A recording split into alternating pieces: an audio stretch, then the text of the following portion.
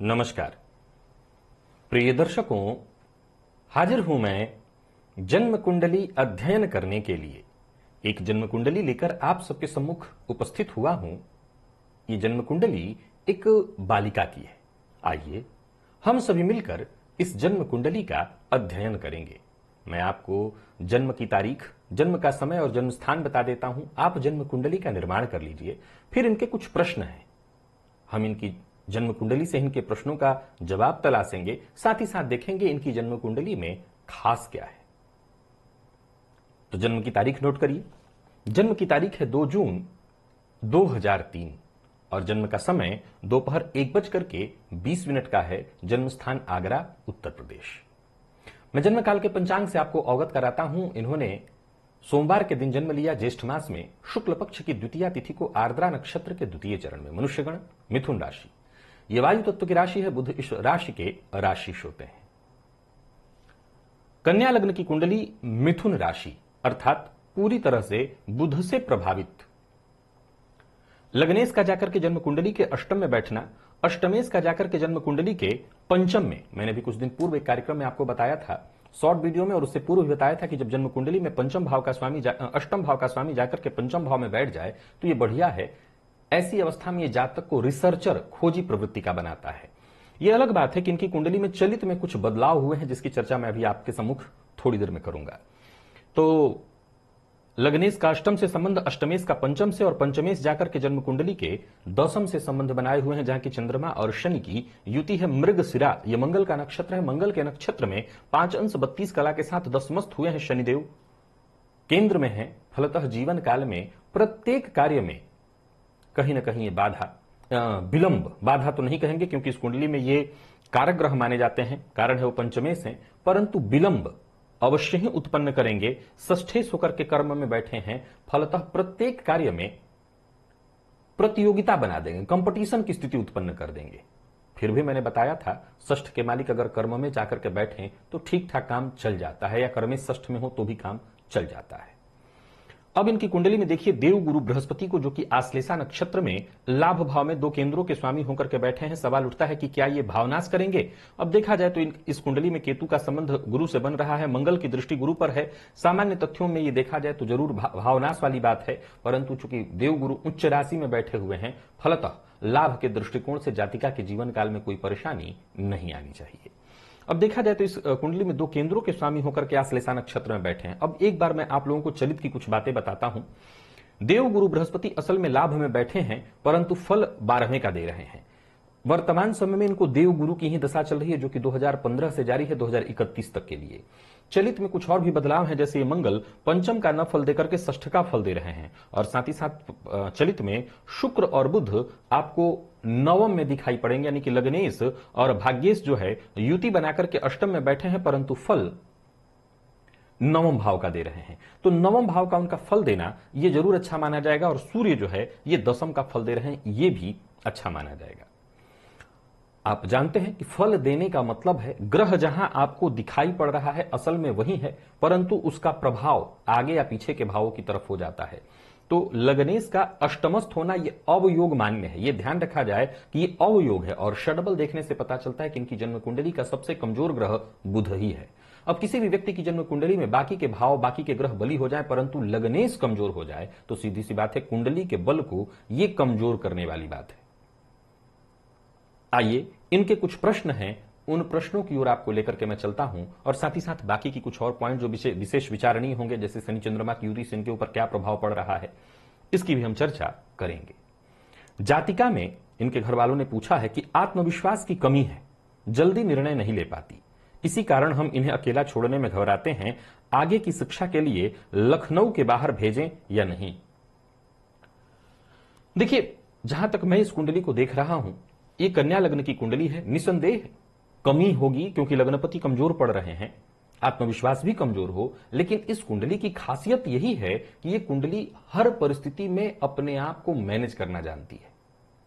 क्योंकि जातिका पूरी तरह से बुध से प्रभावित है, यह अलग बात है कि बुध कमजोर है, परंतु बुध से प्रभावित है, फलतः किसी भी परिस्थिति में अपने आप को संभाल तो लेगी।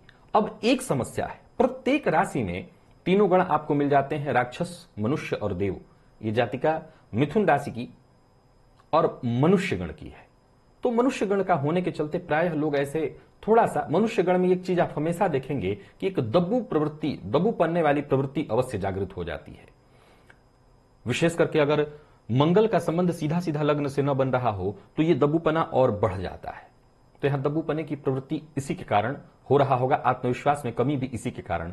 अब सूर्य जैसा कि चलित में फल दशम का दे रहे हैं अपने दिग्बल भाव का, जो कि बहुत अच्छी बात है, और नवम में बैठे हैं। राहु के साथ होने से भी कोई नुकसान मैं नहीं समझता हूं, क्योंकि नवम भाव में है। तो आत्मविश्वास में वक्त के साथ वृद्धि हो जाएगी। इस कुंडली में आत्मविश्वास में कोई कमी नहीं है, बस जो कमी है वो है लग्नेश का कमजोर हो जाना। और साथ ही साथ दूसरा एक पॉइंट बनता है शनि चंद्रमा की युति। जब हम चंद्र कुंडली का निर्माण करेंगे तो विषयोग लग्न में ही हो जाएगा। फलतः मानसिक अवसाद, मैंने बताया था कि जन्म कुंडली में शनि बली हो, हालांकि इस कुंडली में शनि सर्वाधिक बली ग्रह हैं, ऐसा नहीं कहा जा सकता। 5 अंश 52 कला के साथ बैठे हैं और मृगशिरा नक्षत्र में बैठे हैं। हाँ, मिथुन राशि में बैठे हैं, अच्छा है, पर मृगशिरा नक्षत्र मंगल के नक्षत्र में है, तो बहुत बली तो इनको नहीं कहा जा सकता। परंतु फिर भी दसम भाव में बैठे हैं। कालपुरुष की कुंडली अगर आप बनाते हैं तो दसम में मकर राशि ही होती है। स्वभाव बल शनिदेव को मिल रहा है, इस भाव के वो कारक होते हैं। तो यहां शनि को बल मिल रहा है। केंद्रगत शनि कहीं ना कहीं जीवन में उदासीनता जरूर ला देते हैं, और यह जातिका वैसे भी मनुष्यगण की है, तो कहीं ना कहीं आत्मविश्वास में कमी के पीछे बड़ी जो वजह है यही है। पर इसका यह मतलब मैं कहीं नहीं कह रहा हूं कि इस जातिका को शिक्षा के लिए, आगे विकास के लिए न भेजा जाए, जरूर भेजा जाए। इस कुंडली में मैं फिर वही बात दोहराऊंगा कि शनिदेव की मैं कमियां जरूर आपको बता रहा हूं कि कार्यों को विलंब करेंगे, मानसिक अवसाद और अशांति लाएंगे, लेकिन दशमस्थ शनि कहीं ना कहीं कारक इस भाव में माने गए हैं। तो आजीविका का कारक इस भाव में बैठा हुआ है, कोई समस्या नहीं है, कोई दिक्कत नहीं, इनको आगे भेजा जाए। सूर्य भी कहीं ना कहीं फल दशम का दे रहे हैं, जो कि बहुत ही अच्छा है, तो आगे भेजने में कोई बुराई नहीं है, डरने जैसी कोई बात नहीं। मिथुन राशि को भी वर्तमान में ढैया चल रही है, और ऊपर से गुरु में केतु का अंतर चल रहा है। आने वाले दिनों में परिवर्तन होने जा रहा है। शुक्र में, गुरु में शुक्र का अंतर शुरू होगा 2022 के नवंबर से ही। दोनों चौथे दसवें के एक दूसरे से केंद्र के संबंध में है। ज्योतिष शास्त्र का एक सूत्र लागू होता है कि जन्म कुंडली में जब भाग्य भाव का स्वामी गुरु से केंद्र में आ जाए, तो गुरु से चौथे दसवें के संबंध में शुक्र है, जो कि बहुत अच्छी बात है। सूर्य बली हो जाते और तो और अच्छी बात होती। तो सूर्य चलित में, अगर नौमांश में जाकर के अगर आप देखें सूर्य को, तो सूर्य मिथुन राशि में है, यहां जन्मांक में वृषभ में है, लेकिन फल मिथुन का ही दे रहे हैं, तो मैं इनको बली ही कहूंगा। और कमाल की बात यह है कि षडबल में सबसे बली सूर्य ही है, अतः इस जातिका के भाग्य को कमजोर नहीं कहा जा सकता। अगर यही सूर्य स्वगृही या उच्च राशि के होते तो मैं कह सकता था कि जातिका विशेष प्रसिद्ध, चूंकि इसकी कुंडली में भले मंगल फल षष्ठ का दे रहे हैं, लेकिन अष्टमपति बनकर के पंचम में बैठे हैं, रिसर्चर या कोई ऐसा काम करने वाला जिससे मान सम्मान नाम विशेष प्रसिद्धि इसको हासिल होने वाली थी। तो थोड़ी बहुत कमियां हर कुंडली की होती हैं, इस कुंडली में यह एकमात्र कमी है, पर उसको ठीक किया जा सकता है, तो कोई दिक्कत नहीं है, बिल्कुल आगे भेजा जाए। इनकी उच्च शिक्षा कैसी रहेगी? पढ़ने में मेहनती हैं, पर मेहनत के अनुरूप सफलता नहीं मिलती। विषय कॉमर्स है, या किस क्षेत्र में अपना करियर बना सकती हैं? क्या यह प्रशासनिक अधिकारी बन पाएंगी, जैसे कि आईएएस आईपीएस? यह अपने जीवन में सफलता प्राप्त कर पाएंगी? क्या वकील व जज बन सकती हैं? देखिए, इस कुंडली को मैंने देखा, सूर्य दशम का फल दे रहे हैं, सो प्रयास सिविल सर्विस के लिए कराया जा सकता है, लेकिन ज्यादा बेहतर है कि इनको जुडिशरी की ही तैयारी कराई जाए, क्योंकि गुरु लाभ भाव में बैठे हैं, शनिदेव केंद्र में हैं और मंगल पंचम में। हालांकि ये मंगल षष्ठ का फल दे रहे हैं, पर फिर भी ठीक है। मैं जुडिशरी के पक्ष में जुडिशरी की तैयारी करने के पक्ष में ज्यादा हूं, उधर जाना कहीं ज्यादा होगा, बेहतर होगा सिविल सर्विस की अपेक्षा। हालांकि षडबल में सूर्य बली हैं, अतः मुझे कहना तो चाहिए सिविल सर्विस, लेकिन मुझे कहीं ना कहीं कुछ कमी दिखाई पड़ रही है। सो मैं यही कहूंगा कि जुडिशरी का पक्ष इस कुंडली में कहीं ज्यादा मजबूत दिखाई पड़ रहा है। अगर उधर भेजा जाए इनको, तो इनकी सफलता आसानी से इनको हो जाएगी।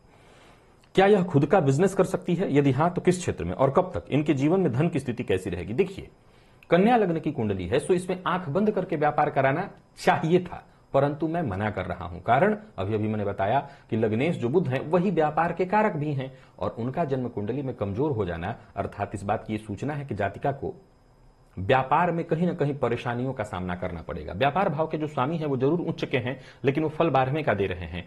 तो मेरी राय में शनिदेव की दृष्टि भी सप्तम पर पड़ रही है। ये कुंडली व्यापारिक दृष्टिकोण से बहुत अच्छी नहीं कही जाएगी। नौकरी में ही इस जातिका को विशेष सफलता मिलेगी। आगे चल करके अपने विवाहोपरांत इस जातिका के पास कृषि योग्य भूमि अथवा अचल संपत्ति जैसे पुराना घर इत्यादि, या घर इसके पास काफी बड़ी मात्रा में होगा, जिसमें कहीं ना कहीं रेंट का इनकम भी इसके पास आएगा। यानी इसके पास कुछ ऐसी प्रॉपर्टियां होंगी जो कहीं ना कहीं व्यापारिक दृष्टिकोण से बहुत श्रेष्ठ होंगी। तो उनसे जो है इस जातिका को जीवन काल में पैसा आने वाले, तो पैसे के और भी माध्यम बन जाएंगे, लेकिन ऐसा खुलकर के कोई व्यापार नहीं करना। नौकरी में जाए और नौकरी का ही काम करे। नौकरी ही करे, व्यापार का और भी कुछ रास्ता हो जाएगा, जैसे मैंने कहा प्रॉपर्टी वगैरह, जमीन से भी, खेती से भी इस जातिका को जीवन काल में अच्छा धन लाभ होने वाला है। तो वहां से धन लाभ हो जाएगा, चिंता की कोई आवश्यकता नहीं। इसका विवाह किस आयु में होगा, इनका दाम्पत्य जीवन कैसा रहेगा, ससुराल व संतान सुख। देखिए इस कुंडली में सप्तम भाव के स्वामी लाभ में बैठकर के फल 12वीं का दे रहे हैं। संतान भाव पर उनकी दृष्टि है, संतान भाव में मंगल राहु की दृष्टि पड़ रही है। अब देखा जाए तो सप्तम भाव पर शनिदेव की दृष्टि का होना इस बात की सूचना है कि विवाह थोड़ा विलंबित होगा। ये जाति का जन्म लग्न से और चंद्र लग्न से अगर देखा जाए तो चंद्र लग्न से ये मांगलिक होती है। तो सबसे पहले तो आप लोगों को यह बात ध्यान रखना होगा कि विवाह विलंबित लगभग 29वें वर्ष में जाकर के 29-28 के बाद ही विवाह के योग है इस कुंडली में। तो 29-30 आप लोग इनके विवाह की तैयारी करिए। एक और बात, आपने पूछा कि किस आयु में, तो 29 से 30 इनका दाम्पत्य जीवन कैसा रहेगा। तो देखिए शुक्र इनकी कुंडली में जाकर के बैठे हैं अष्टम में, फल दे रहे हैं नवम का मृत अवस्था में 26 अंश 35 कला के साथ। देवगुरु बृहस्पति जाकर के कुंडली में आश्लेषा नक्षत्र में, बुध के नक्षत्र में लाभ भाव में बैठे हैं और उन पर अगर दृष्टि देखी जाए तो केतु की और मंगल की पड़ रही है। वैसे कन्या लग्न के जातकों का दाम्पत्य में खराब बहुत नहीं देखा हूं, क्योंकि जैसा मैंने कहा कि ये मैनेजमेंट बहुत अच्छा जानते हैं, हर क्षेत्र में ही मैनेजमेंट ला लेते हैं, तो दाम्पत्य को भी ये लगभग मैनेज कर लेंगी, इसमें कहीं कोई दिक्कत नहीं आएगी। पर आप लोगों की जिम्मेदारी है, चंद्रमांगलिक है जाति का, सो विवाह कुंडली मिलाकर के ही करिएगा, कुंडली मिलाकर के करेंगे ठीक रहेगा। अब जैसा कि मैं इस कुंडली को देख पा रहा हूं, जन्म स्थान से उत्तर पूर्व नॉर्थ ईस्ट में विवाह का योग है इनके लिए, तो आप इनके जन्म स्थान से नॉर्थ ईस्ट की ओर देखिएगा, वही इनका विवाह होगा। संतान, ससुराल व संतान सुख कैसा होगा। देखिए ससुराल से क्या मतलब है, एक ही बात है, जब एक ही मां से जन्मे दो बच्चे, उन दोनों का मत एक नहीं हो सकता, तो ससुराल में बहुत से लोग हैं, पति के अलावा भी बहुत से लोग हैं, सबसे हम कुंडली तो नहीं मिला सकते। दो ही बातें जीवन काल में बेहद मायने रखती हैं। ये लड़कियों के लिए मैं कहूं, क्योंकि हां हमारे भारतीय समाज में लड़कियां ही ससुराल जाती हैं, तो उनके लिए विशेष रूप से है। सबसे ज्यादा जरूरी है कि आप जिस घर में जाइए पहले उस घर के अनुरूप बन जाइए।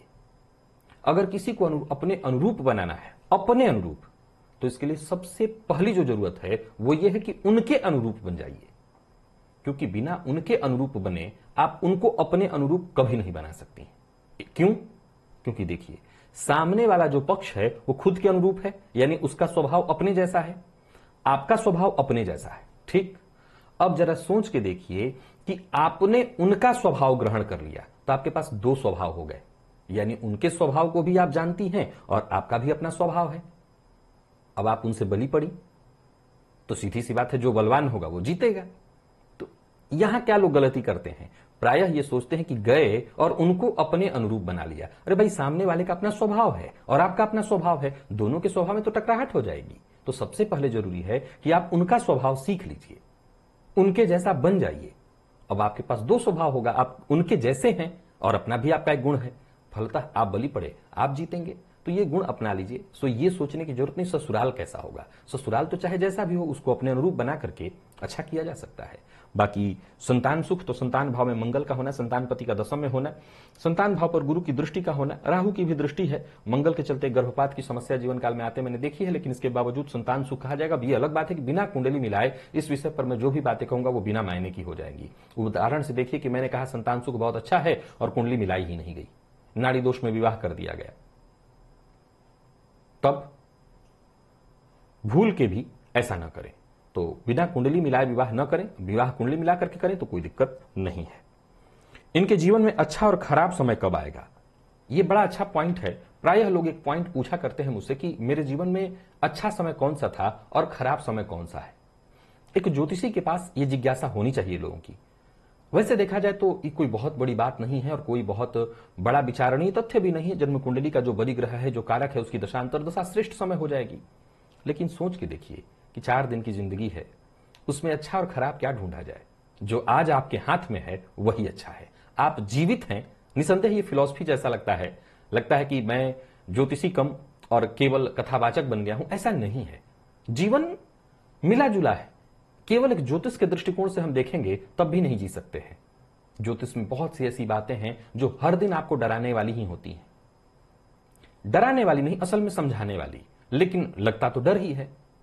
तो मुझे लगता है कि बहुत ज्यादा जरूरी है कि ज्योतिष के साथ साथ हर ज्योतिषी कथावाचक बन जाए, ताकि आपको थोड़ा सा कम डरा सके या वो बता सके जिससे आपको डर या आपको भय कम लगे। तो मुझे लगता है कि जो जीवन में का दिन आज आपका बीत रहा है यही सबसे श्रेष्ठ दिन है। इससे बेहतर जीवन में कोई दिन नहीं आएगा। आज ही का दिन है। क्यों? हो सकता है कई लोग ऐसे होंगे जो कह रहे होंगे कि मैं भयंकरतम कष्ट में हूं।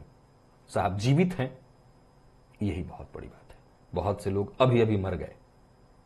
आप जीवित हैं मतलब आपके पास मौका है, तो यही बढ़िया दिन है। फिर भी एज ए ज्योतिषी उस दृष्टिकोण से देखें तो अभी जातिका को वर्तमान में गुरु की दशा चल रही, जो उच्च राशि में बैठकर के व्यय का फल दे रहे हैं, कोई दिक्कत नहीं। उच्च के गुरु की दशा है, बहुत अच्छा। इसके बाद इस जातिका को शनि की दशा आएगी, जो कि इस कुंडली में पंचमेश और षष्ठेश बनकर के दशम में संचरण कर रहे हैं। वो दशा भी ठीक होगी, 2031 के बाद आने वाली है, तो वो भी बहुत अच्छी मानी जाएगी। वैसे मिथुन और कन्या लग्न के जातकों के जीवन काल की सर्वाधिक श्रेष्ठतम जो दशा है वो शुक्र की दशा है। अब सीधी सी बात है, वो दशा बेहद आखिर में, अर्थात देखा जाए तो अभी बुध के बाद केतु शुक्र तब आने वाला है, बहुत दूर है अभी वो।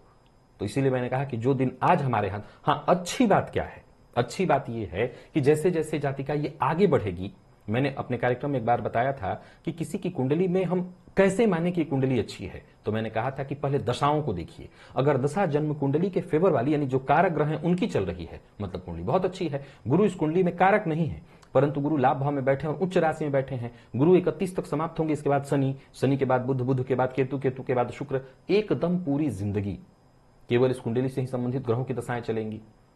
फलतः अत्यंत श्रेष्ठ स्थिति है और समय तो लगातार फिर अच्छा ही अच्छा है। और ये भी इस बात की सूचना है कि जिसकी भी कुंडली हो वो निसंदेह अपने जीवन काल में काफी अच्छी सफलता हासिल करने वाला है। इनके चेहरे पर कील मुहासे हैं, यह कब तक ठीक होगा? इनका स्वास्थ्य कैसा रहेगा? इन्हें किन किन चीजों से सावधान रहना है?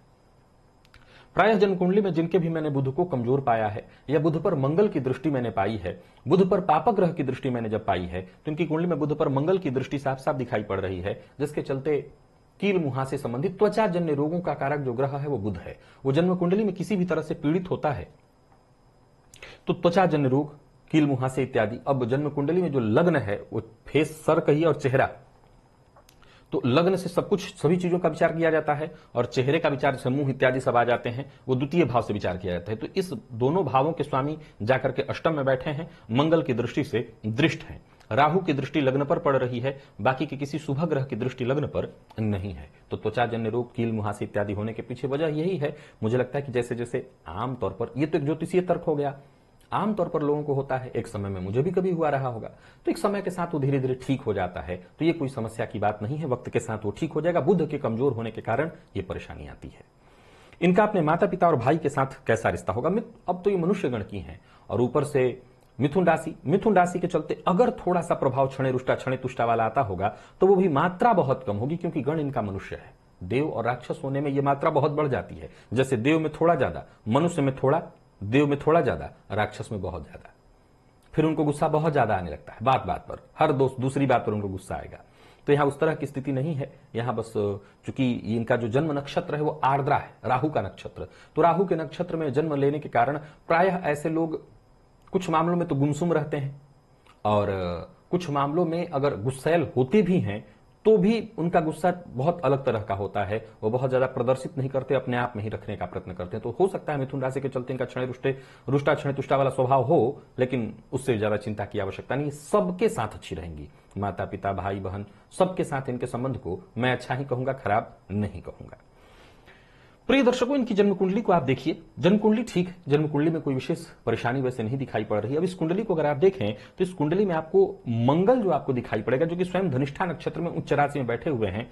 अब ये मंगल अष्टम पति बनकर के जाकर के पंचम बैठे, जो कि बहुत बढ़िया है, और ऊपर से मंगल गुरु की दृष्टि से दृष्ट है। ये बहुत अद्भुत संयोग है, बहुत ही अद्भुत योग है। इस योग के होने के कारण इस जातिका के अंदर प्रखर प्रतिभा है, क्षमता है। अब मनुष्यगण देखिए, एक स्वभाव होता है कि ज्ञान कम है, लेकिन वो इस तरह से प्रदर्शन करता है कि सामने वाले को लगे कि बहुत ज्ञानवान है। कुछ ऐसे लोग होते हैं कि ज्ञान बहुत है, लेकिन खुद के कॉन्फिडेंस की कमी के चलते वो अपने ज्ञान को प्रदर्शित ही नहीं कर पाता। ये जाति का कुछ वैसे ही है, क्षमता इसके पास बहुत है, परंतु वो प्रदर्शन, क्योंकि लाभ भाव में गुरु का होने का सीधा सा मतलब है पंचम पर गुरु की दृष्टि पड़ रही है, और पंचम पर गुरु की दृष्टि का होने का मतलब है कि ज्ञान की कमी तो हो ही नहीं सकती है। तो मुझे ऐसा लगता है कि इस कुंडली को बल देने की आवश्यकता है। वक्त के साथ धीरे धीरे धीरे इस जातिका के अंदर क्षमता आएगी, बल आएगा। गुरु में भी केतु शुक्र का अंतर आ रहा है। जैसे जैसे टाइम आगे बढ़ेगा, 31 तक का ये टाइम है, निसंदेह ये जातिका अपने जीवन काल में बुलंदी पर पहुंच जाएगी। अभी मिथुन राशि को ढैया इत्यादि चल रहा है। अब सबसे ज्यादा जरूरी क्या है इस कुंडली में उपाय के लिए अगर देखा जाए तो विष योग की शांति कराई जाए। ये विष योग असल में देखा जाए तो चंद्रमा 11 अंश पर और शनिदेव 5 अंश पर हैं। अब शनिदेव और चंद्रमा के बीच दूरी बहुत ज्यादा नहीं है, फलतः ये विष योग मान्य होगा और मानसिक अशांति परेशानी देने वाला होगा। तो इस जातिका का एक उपाय तो ये हो जाए कि प्रत्येक सोमवार को शिवजी पर दूध चढ़ाए, जल चढ़ाए, दूध जल का मिश्रण चढ़ाए और विष योग की एक बार शांति करा दी जाए। दूसरा, सूर्य राहु की युति है, सूर्य वृषभ राशि में जाकर के बैठे हैं, शुक्र की राशि में बैठे हैं, तो सूर्य को नियमित जल दे ताकि इसके अंदर आत्मविश्वास आए। प्रत्येक रविवार को आदित्य हृदय स्तोत्र का पाठ करे और सूर्योदय के बाद तक भूल कर भी न सोए, तो इससे इसके सूर्य में बल आएगा, इसके अंदर आत्मविश्वास आएगा। इस कुंडली में कन्या लग्न की कुंडली में बुध चूंकि अष्टम में बैठ करके फल लाभ का दे रहे हैं, अभी त्वचा जन्य रोग है, सो मैं बुध का रत्न पहनने की सलाह या किसी शुक्र के रत्न की भी सलाह नहीं दे रहा हूं। असल में मैं इस कुंडली में अभी किसी भी रत्न की सलाह नहीं देता। आगे चल करके हम जरूर विचार करेंगे समय के साथ कि इस जातिका को शुक्र और बुध के रत्न धारण कराए जाए। शनि के रत्न क्यों नहीं? क्यों पंचमपति बनकर के बैठे हैं, इसलिए नहीं क्योंकि शनि के अंतर्गत मृगशिरा नक्षत्र में बैठे हैं और संभव है कि उनको रत्न देने से और ज्यादा जीवन काल में थोड़ी गति में कमी आएगी, कंपटीशन वो और ज्यादा बढ़ा देंगे, तो मैं उसके पक्ष में नहीं हूं। तो केवल और केवल यही उपाय पूजा पाठ के साथ हम चलेंगे और उसी से सफलता मिलेगी। इस जातिका हनुमान जी की खूब आराधना करे, हनुमान जी को अपना इष्ट देवता बना करके उनकी खूब आराधना करे, उनके मंदिर में जाए, उनका दर्शन करे, उससे भी इस जातिका को बहुत ज्यादा लाभ मिलेगा। बाकी इस कुंडली में अगर देखें तो धनेश का जाकर के जन्म कुंडली के अष्टम में, लाभेश का जाकर के कुंडली के कर्म में कामधेनु योग का निर्माण करना, ये धन वगैरह के दृष्टिकोण से कहीं कोई कमी नहीं दिखाई पड़ती है। भाग्यपति बने 12वें का स्वामी बने सूर्य जाकर के भाग्य भाव में बैठकर के कर्म का फल दे रहे हैं, सो जीवन काल में परिवर्तन जरूर होगा। संभव है कि जन्मस्थान से इसको दूर भी जाना पड़े। मैंने भी पिछले दिनों ही आपको बताया था, समझाया था कि अगर या बताने वाला हूं, मुझे ऐसा लगता है कि ये सूत्र बताने वाला हूं आने वाले दिनों में कि 12वें भाग्य भाव का स्वामी या 12वें का स्वामी आकर के इन भावों में बैठे तो कोई विशेष समस्या नहीं था। भाग्य के स्वामी के लिए मैंने कहा था कि इस भाव में कोई और ग्रह भी आकर के बैठ जाए तो कोई दिक्कत नहीं। तो ये जातिका बाहर भी अगर जाती है, स्वदेश से बाहर भी चली जाए, विदेश भी चली जाए या परदेश भी चली जाए, तो इससे कोई दिक्कत नहीं है, इसका विकास होगा ही होगा। गणेश जी की आराधना करना, प्रत्येक बुधवार को गणेश जी के मंदिर में जाना, गणेश जी को दुर्वा देकर अर्पित करना, इसकी बुद्धि का उससे विकास होगा। तो माता पिता अपने साथ लेकर के गणेश जी के मंदिर में भी इसको प्रत्येक बुधवार को जाएं। प्रिय दर्शकों, ये जन्म कुंडली अब आप देखिए आपके सम्मुख है, क्या कहना चाहते हैं इस जन्म कुंडली के संदर्भ में। एक और बात, जातिका चंद्र मांगलिक है, अतः जब भी विवाह किया जाए बिना कुंडली मिलाए विवाह भूल के भी ना किया जाए, नहीं मुसीबत होगी। क्या कहना चाहते हैं आप इस जन्म कुंडली के बारे में, आपके मन में क्या है? अगर आपके मन में कोई विशेष बात हो तो कमेंट में आपका स्वागत है। आज के लिए बस इतना ही, इजाजत दीजिए, पुनः मुलाकात होगी, तब तक के लिए नमस्कार।